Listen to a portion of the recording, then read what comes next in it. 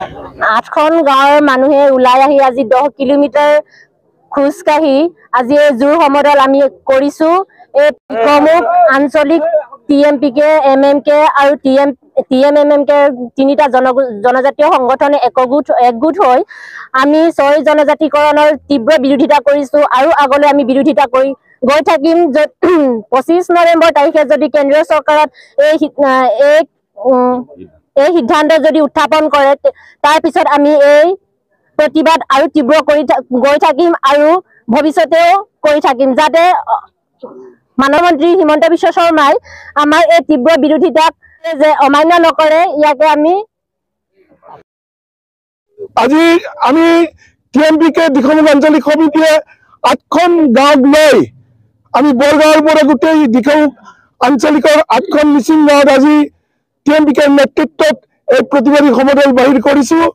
আমাৰ উদ্দেশ্যটো হ'ল 6 জনগোষ্ঠীক জনজাতিকৰণ কৰি পূৰ্বৰ জনজাতিসকলক যি চৰকাৰে খেতি কৰিব বিচাৰিছে তাৰ আমি তীব্ৰ বিৰোধ কৰি এই প্ৰতিবাদী সমদল উলিয়াইছো। আমি আজি প্ৰতিবাদী কাৰ্যসূচী লৈছো, জোৰ সমদল কৰিছো। 6 জনজাতিকৰণ কৰি যি ধৰণে পূৰ্বৰ জনজাতিসকলৰ অধিকাৰ বিঘ্নিত কৰিব বিচাৰিছে আমি 6 জনগোষ্ঠীৰ জনজাতিকৰণ বন্ধ কৰাটো বিচাৰিছো। অসম চৰকাৰে 14টা জনগোষ্ঠীক পূৰ্বৰ যিটো জনজাতিসকলক খেতি কৰি যি ধৰণে 6 জনগোষ্ঠীক জনজাতিকৰণ দিব বিচাৰিছে তাৰ আমি তীব্ৰ বিৰোধ কৰিছো। অসম চৰকাৰক যদি 25 তাৰিখে 6 জনগোষ্ঠীক জনজাতিকৰণ কৰা হয় তেতিয়াহ'লে আমি তীব্ৰ আন্দোলন কৰিম আৰু এই যিটো 6 জনগোষ্ঠীৰ জনজাতিকৰণ সেইটো আমি কেতিয়াও মানি ল'ব নোৱাৰো।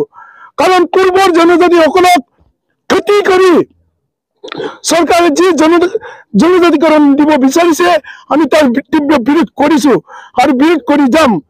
গতিকে এতিয়া ভাৰতৰ যি সংবিধান এই সংবিধানত 6 জনগোষ্ঠীক যদি জনজাতিকৰণ কৰা হয় তেতিয়াহ'লে পূৰ্বৰ জনজাতিসকলৰ খেতি কৰা হ'ব। গতিকে এই যিটো চৰকাৰৰ হঠকাৰী সিদ্ধান্ত চৰকাৰক হুঁচিয়াৰ কৰিব বিচাৰিছো, 6 জনগোষ্ঠীৰ জনজাতিকৰণ বন্ধ কৰক। আজি 2-3 মাহ ধৰি 6 জনগোষ্ঠীক জনজাতিকৰণক লৈ যিটো অসমত এটা তীব্ৰ আন্দোলন চলি আছে, আমি এই 6 জনগোষ্ঠী জনজাতিকৰণটোক আমি পূৰ্বৰ জনজাতিসকলে আমি তীব্ৰভাৱে প্ৰতিবাদ কৰিছোঁ।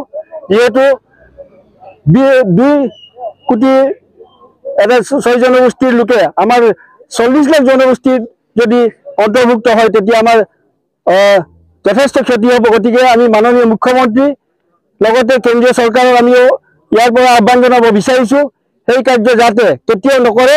আমি যদিহে অহা 25 তাৰিখে এই সিদ্ধান্তত যদি একেলোকে আগবঢ়াই নিয়ে তেতিয়াহ'লে আমি আমাৰ জনগোষ্ঠীসমূহেও এটা বেলেগ সিদ্ধান্ত ল'বলৈ আমি বাধ্য হ'ম।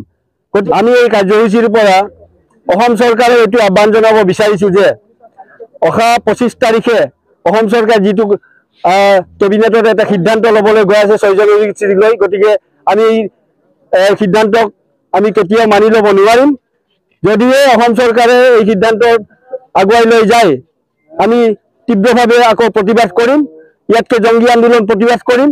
মুখ্যমন্ত্ৰী মহোদয়ক, কেন্দ্ৰীয় চৰকাৰক, ভাৰতৰ প্ৰধানমন্ত্ৰীক, গৃহমন্ত্ৰীক সকলোকে আমি এই প্ৰতিবাদৰ কাৰ্যসূচীৰ পৰা আহ্বান জনাইছোঁ যে অহা 25 নৱেম্বৰত যিটো কেবিনেটৰ সিদ্ধান্ত ল'বলৈ গৈ আছে সেইটো যাতে নকৰে।